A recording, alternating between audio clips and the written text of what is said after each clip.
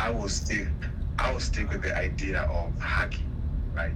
I mean, we all have this like energy within us. Like we just don't know how far or how big it might be. But for some who know how much energy they have and actually believe to say they have that much spiritual pressure, I think it's always quite a drag because no one sees it. So whenever you do something, like there's a lot of question marks around it. So my main point here, or what I'm trying to get to, is how can we know we're actually growing spiritually?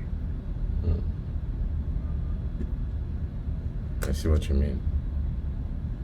Yeah, there's always that question. What kind of indicators are there to show, okay, spiritually, I am growing? That's what I wanted us to touch a little bit. Okay, carry on, please.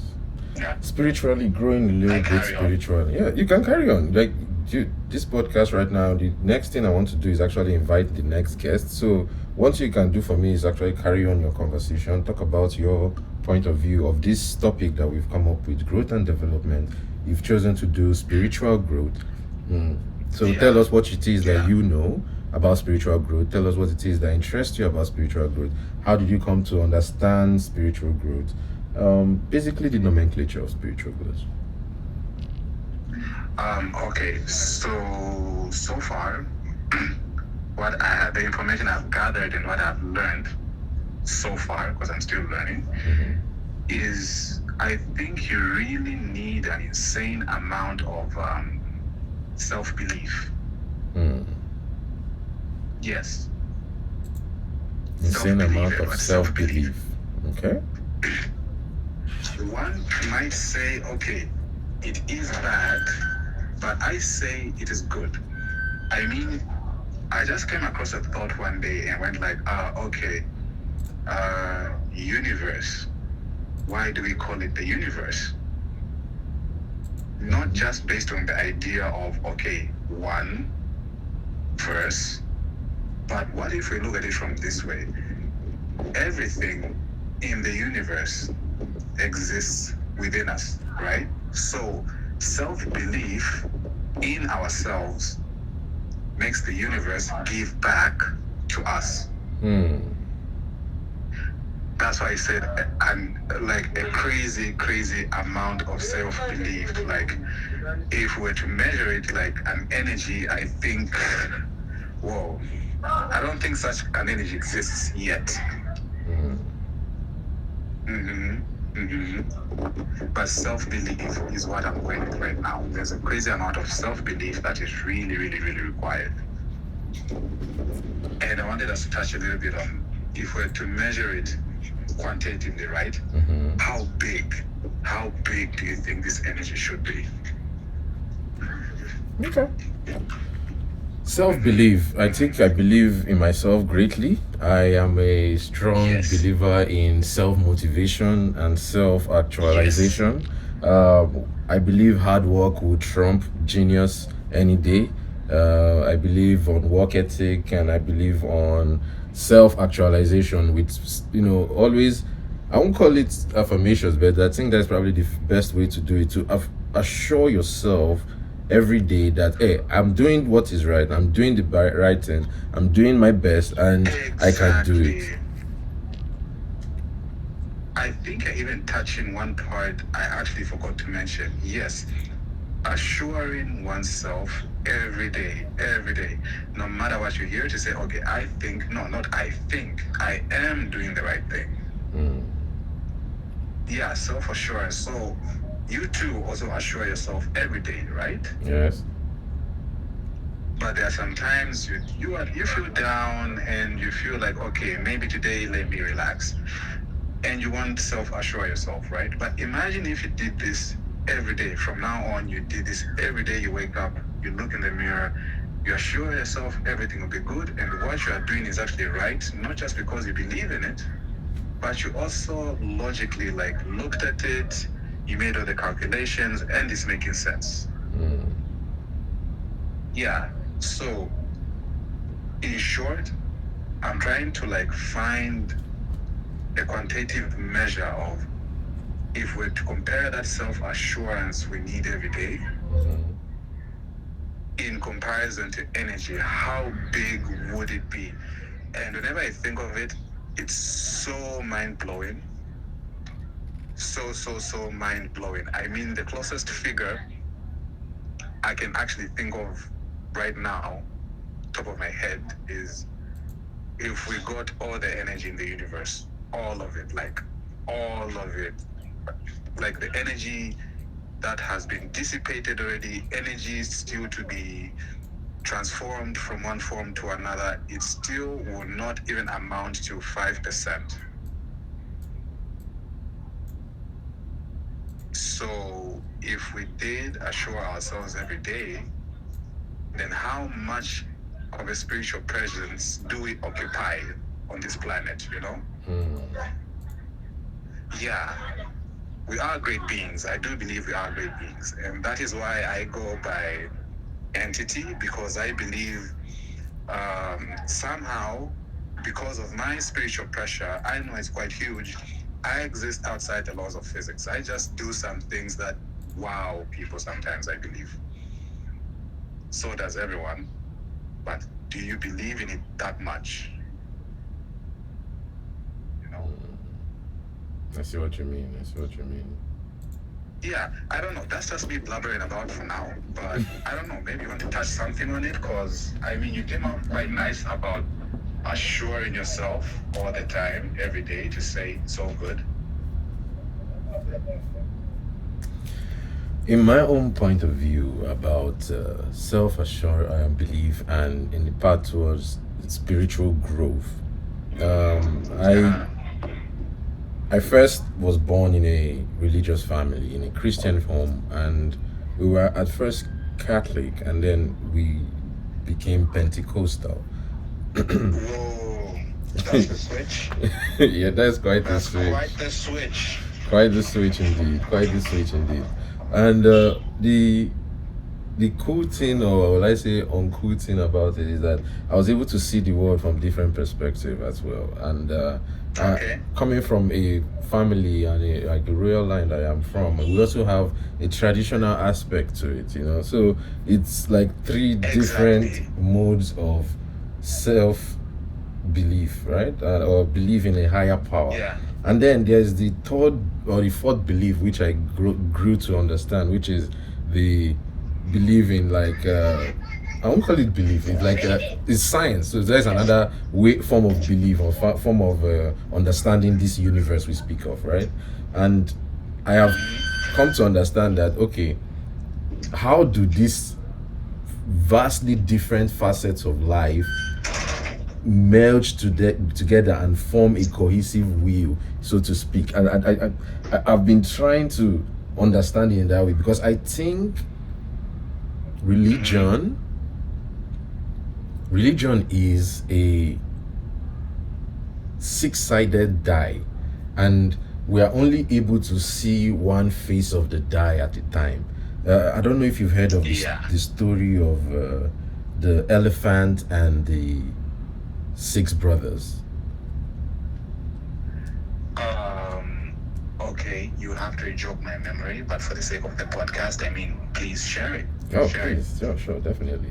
The elephant and the six brothers. There were once six blind brothers. Yes.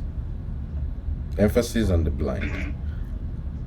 All six of them, they navigate the world by, telling themselves how they understand how everything goes. So one day, they set up an excursion to go to the zoo, just like how you have a petting zoo. So this was like call it a petting zoo for an elephant. Okay. You know, like how you can travel across the world, like Singapore or Thailand, and you have this calm, domesticated elephant that will come around and bathe with you and shower with you and things like that. Yes. Yeah. So one thing that is interesting is that this time the brothers were able to secure a room where the elephants could be viewed, quote unquote viewed, because they are blind, right? and they can come and experience the meaning of an elephant. They've never seen quote unquote on the scene again an elephant before. So the six brown brothers booked this event that they are going to go to the zoo, and that when they went to the zoo, they agreed within themselves that they are going to go one at a time. Okay. So the first brother approached the elephant from the front. Yes. And what he felt was the elephant's trunk, and he held it, and he was like, oh, the elephant is thick and windy. The elephant must be a branch. Okay. The second brother approached from the side, and he met the tusk, and as he rubbed his hand on it, he was like, no, the elephant is smooth and hard. It must be. Oh, it's loud over there, Lawrence. It's loud where you are. Yeah, sorry for the noise, everyone. As he crazy noises. I mean, I feel so bad right now. I just walked out. No problem. We can try to take care of that. Sorry about that, ladies and gentlemen. We can still go on with this. Definitely. So, as he rubbed his hand on the elephant's tusk, he was like, no, the elephant is smooth and hard, like a piano key. Whoa. The next brother. Okay. Oh, give me a second. I have a message that just came in. All right. Now that I think of it, I do remember this story, but please continue sharing it for the sake of our listeners. Yes. I'm doing my best. I'm trying to recollect the story. You're doing well. You're doing well. Thank you kindly. Yeah, so the next brother approached from the side as well. I think I should have a prop here. Give me 1 minute, sorry. You have a prop? Yes, I have a prop. Are you kidding me? You have a prop for an elephant? Well, it's as close to an elephant as I can get. Okay. I have a piggy bank. I do hope this is PG rated. Yes, right? Laurent. It is PG, Laurent. Good. It is PG rated. Yes, rated. good. So, Good. So I have a prop here. It's a piggy bank. It's my piggy bank that I used to put money in. As you can see, I've broken it once before. So for those that are just listening in on the podcast, I have a blue ceramic piggy bank. It's not ceramic, more like plastic, but it's transparent nearly, and it has a tape around it signifying its use. All right, so the first brother approached from the front of the elephant, right? So it met with the trunk of the elephant, and he said it was the branch. The second brother approached from the side and met with the tusk of the elephant, and he said it was like a piano. The next brother approached and he touched the ear of the elephant, and he was like, no, brothers, the elephant is thin. The elephant is thin and flimsy. The elephant must be a flag. The next brother approached from the side again and grabbed one of the legs, and it was tall and rigid, and he held it and he rubbed his hand down it, and he said, no, brothers, the elephant is rough and tall and hard. The elephant must look like a tree. The next brother approached from the side and touched the body of the elephant. And the body of the elephant, he said, oh, brothers, the elephant is broad and wide. It's like a barn. The next brother approached from the butt of the elephant, and he held onto the tail of the elephant. And as he held it, he said, no, brothers, the elephant is thin and spindly like a rope. So you have 1, 2, 3, 4, 5. The sixth brother, who decided to be the control. He heard all these things because all of them came to him one at a time and told him these stories, and with it he was able to build the picture of an elephant. But each of them told a story. Yes, each of them told a story of an elephant from the point of view they had. but only him was able to go around and feel the elephant in its completion, to go around the elephant and touch every angle of the elephant in its completion, or in its what's the word, in its circumference, I guess that's the word, in its circumference. And he was able to put a picture correctly of the elephant. Each of those brothers were right. Yes, each of those brothers were right in their description, right? And Yes. But they did not get the full picture because they only had one view of that elephant. That's how I see religion. Yes. So I see religion as different brothers, quote unquote, who have been able to look at one almighty being or an entire being or the universe and try to quantify and explain and, you know, understand. It is what I believe, because, you know, humans' innate thing is curiosity. We love to learn. We want to know more about the world, just like how we are learning more about this, right? Okay. By the way, yes, just adding something real quick. Go ahead. Speaking of curiosity, you did hear about that little saying, curiosity killed the cat? Yes, I've heard of that saying. That's actually not the full thing. Really? Please enlighten us. You seem to know something that I don't know. It's curiosity killed the cat, but satisfaction brought it back. Curiosity killed the cat, but Killed the satisfaction cat, brought it back. Brought it back. Once it satisfied its curiosity, it always came back for the same thing. So if you're not satisfied with your curiosity, you will not come back. Yes, you will not come back. So your leap from Roman Catholic to Pentecost made you come back because you were somehow satisfied with whatever you were finding. And you will keep on going back because every time you know you go, you come back satisfied. Yeah. I see. That's a good explanation of spiritual growth in the sense of my way of seeing the world, I guess. Okay, so please carry on while I see if I can get more guests to join us. You know, I'm still very new with this OBS setup. My goal in the future is to have, how will I say, like a split screen where I will have you maybe, even if it's not you, maybe your voice will just be like animated on the side of the wall. And I'll have any guests that I have, and they'll be popping up on the wall as well, something like that. So I'm still in the learning phases of all this. So thank you guys for understanding and joining us. It has been an honor so much, having you, Lawrence, to be on this show. So please go ahead if you have. It's always an honor, Edward. It's always an honor. So if I'm to go on and blubber about spiritual growth, I would also like to touch the point of spiritual awareness.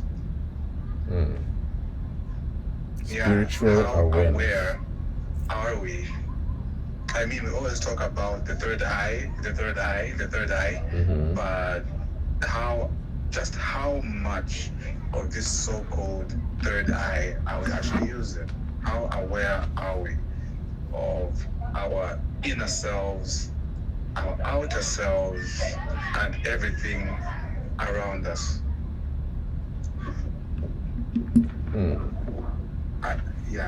I think we all have our own ways of, can I say, meditating or finding that center of peace, right? Yes. Yeah, so I do have my own special way, but I'll not talk about it on the podcast for now.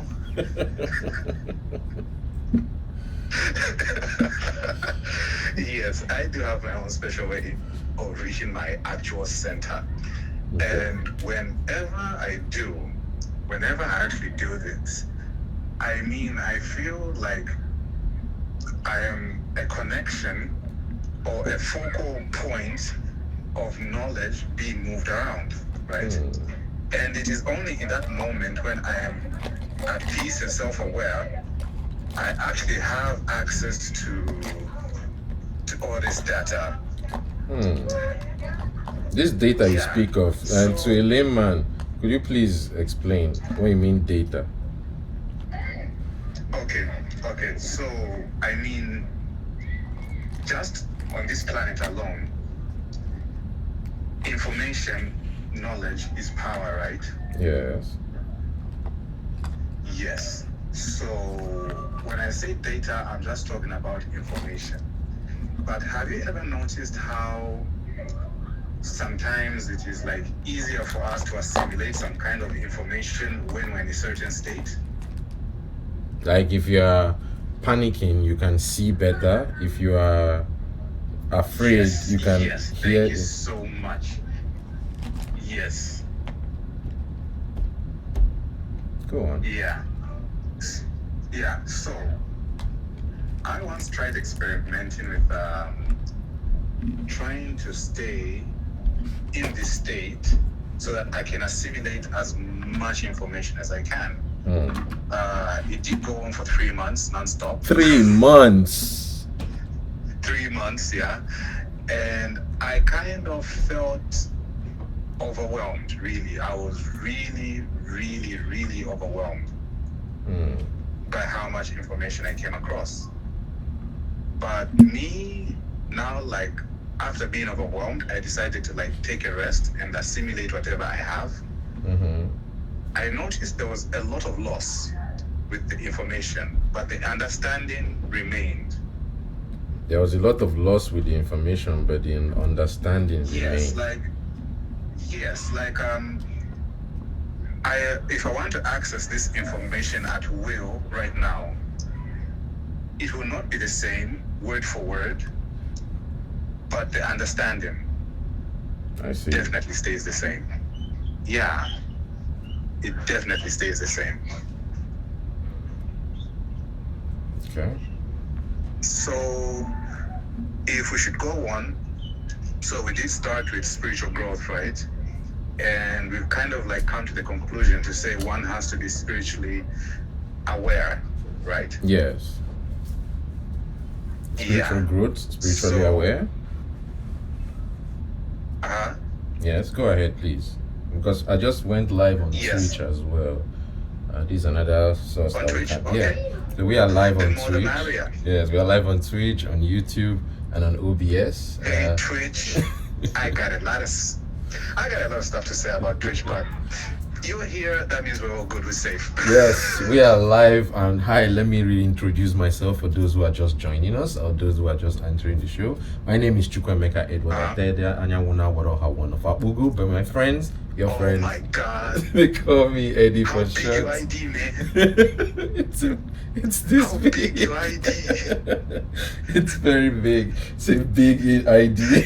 Driver's You license. literally need, I'm sure, a separate briefcase just for your ID. Oh, yes. Because of your names. Yes, indeed. Yes, indeed. Thank you all so much for joining me. I am You live never change. with my very good friend, my best friend from Ukraine. His name is Lawrence Nawayambe. We have been online for Yambe. about we have been online The for a entity. bit. Yes, he has many names. He's known by many Yeah. names. Please allow yourself to do yourself the favor. So please tell us your name. Yeah.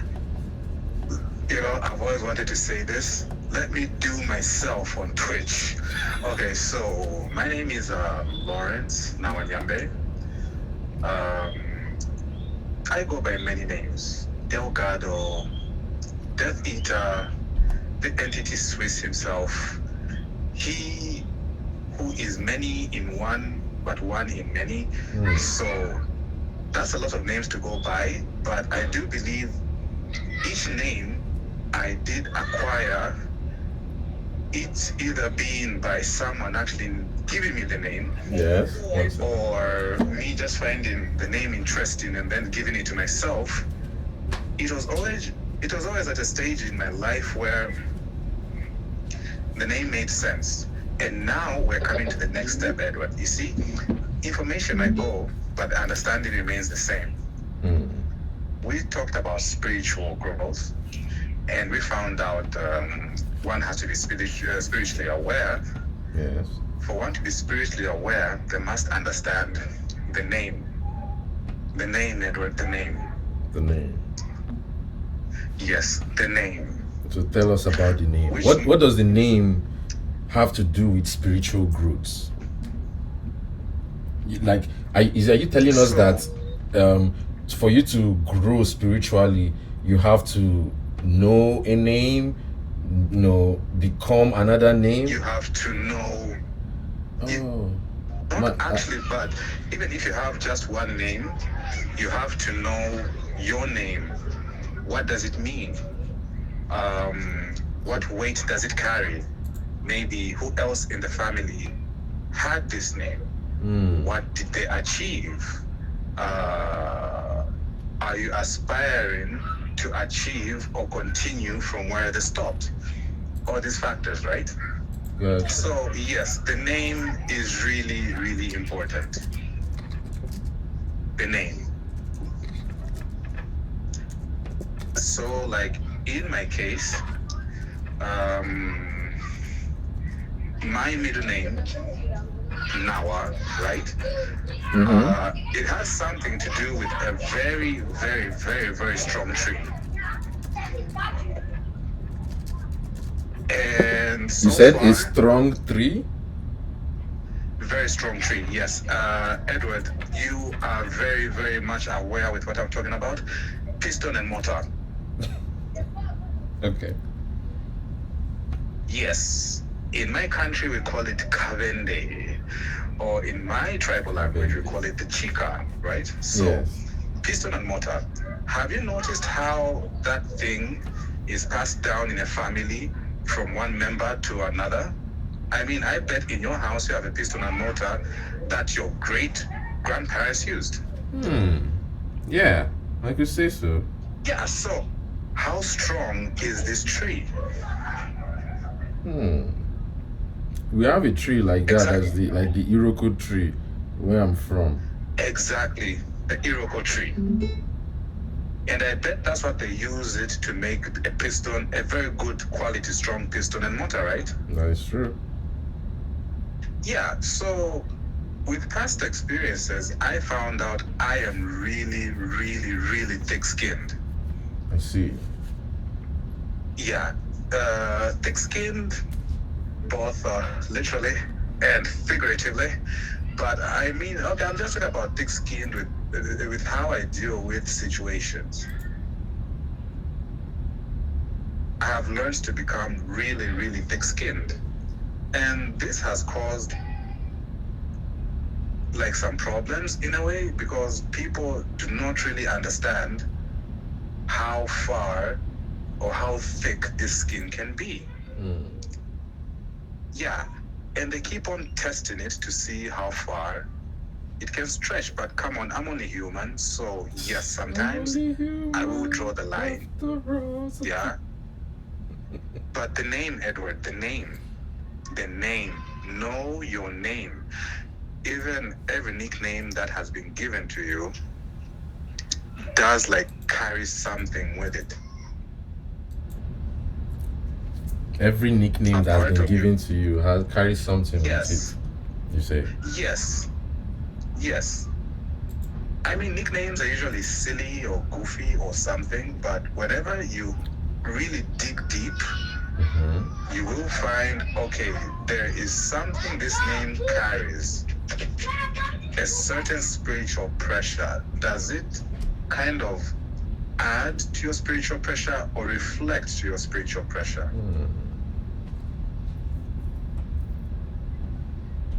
I see what you mean. Because I mean, if you lived a million years, you will have more than a million nicknames, right? Yes.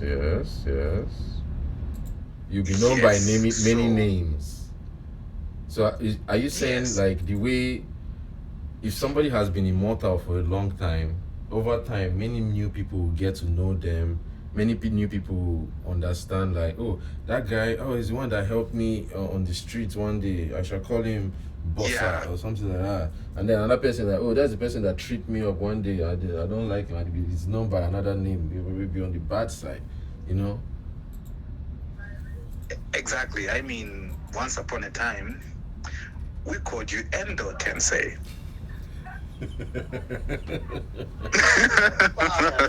And all this was in regards to our times with watching Naruto and all that stuff. But I mean, if whenever I think about it, I'm like, okay, why Endo Tensei? Why of all the jutsus in this little silly cartoon did we choose that one?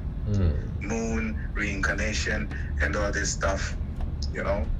All nicknames carry a certain weight with us. Wow. There is a definition. And so we went from spiritual growth, spiritual awareness, and then we went to the name. Right? Yes, we went to the name. Yes. So after understanding the name and who you are,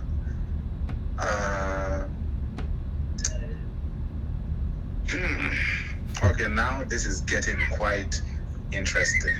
So after the name, people are telling me they can't hear me on Twitch. Could we pause? This is such a bad time to pause because it's like a great, how will I call it, segue to another thing that I had in mind, but I want to be sure that everybody can hear us accurately. So can we make this a part 1, part 2? What do you say? No problem. Yes, we can start this right after, but I just want to tell you guys, like, thank you for joining us, and how people can reach out to you. And then the next part of this, we'll go into what was the topic you were about to say. We will discuss it as we go on the break or the pause. Okay. Because really, this is getting really intricate even for me. But like I said, information can be lost, but the understanding still remains the same. Indeed. Yeah. So let's get it done. I'll be like 5 minutes. I'll shut down. You can still be on the line, but I'll go off live. All right. Okay. Just bear with me. Thank you guys for joining us. For those who have been joining us on YouTube, on Instagram, on Twitch, and on all the social media, I want to say thank you guys for joining me. It's been an awesome honor. Thank you so much. There's thumbs up. I'm waiting for that bubble to pop. So there's a cool animation that comes up when you give it a thumbs up. So there we go. See the animation? Boom. If you give it a thumbs up, you get an animation. So try it down there in the like and subscribe part. Like and subscribe for those on YouTube and Twitch. Add us. I don't know. Oh, I'm sorry. Twitch is not even seeing us. So I'm gonna shut this down because the Twitch one is the one that is messing up and is affecting everything else. So thank you guys for joining us. This has been Eddy4ShoT's and Lawrence now, and I'm the entity, Eddy4ShoT and the entity, the entity Swiss. Yeah. Like a Swiss Army knife. There are many things inside. Where Swiss came from, bro. Oh, that's a good one. Where did Swiss come from? They said I harbor thoughts as good as the Swiss bank. Can you believe it? Of thoughts. That's a code name.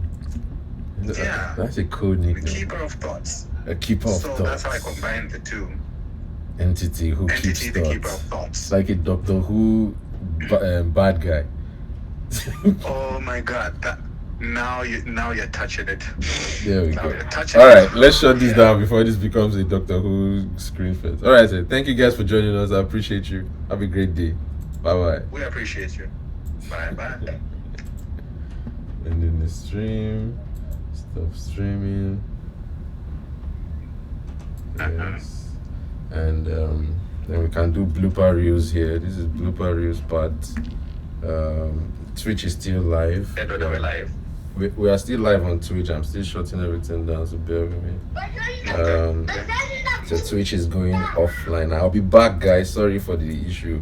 I'll be back with better quality internet.